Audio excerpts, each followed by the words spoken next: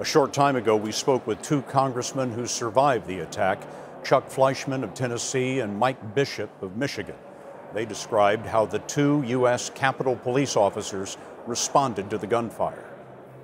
It was chaos at that point, and I can't tell you that I know exactly what happened. The problem is that he's got a rifle and they've got handguns, and it's not a fair fight at that point in time. It's too far away with that weapon to be able to precisely hit a target.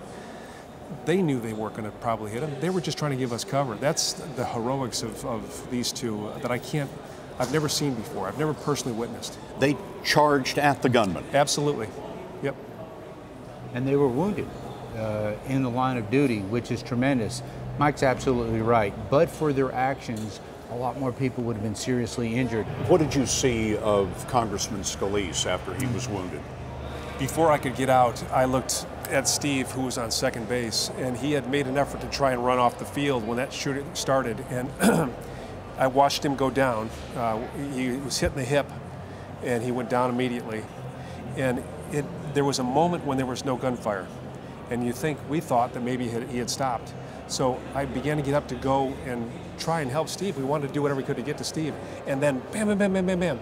And he was trained on us over by the exit because they were hitting the chain link fence. You could hear the ping, ping, ping, ping, ping, ping on the chain link fence. It's something I'll never forget. It sounded like combat. We were just totally defenseless, literally sitting ducks, and but for the efforts and the heroics of the Capitol Police, there would have been a lot more carnage. We have learned over the course of the day that it appears that the gunman was motivated by a hatred of the Republican Party. Sad. What do you think when you reflect on that?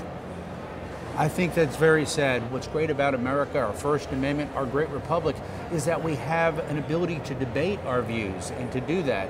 When someone like this shooter takes it upon himself to engage in violence on anyone because of their political views like that, that is a very sad statement about where we are. Congressman Bishop?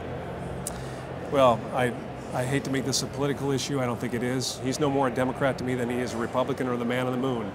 And I don't want people to take away from this that this is about Republicans and Democrats reaching a boiling point. I do believe that there has been a reduction in civility in public discourse, and I hope that if anything comes of this, that we maybe reset where we are. Two survivors of today's attack.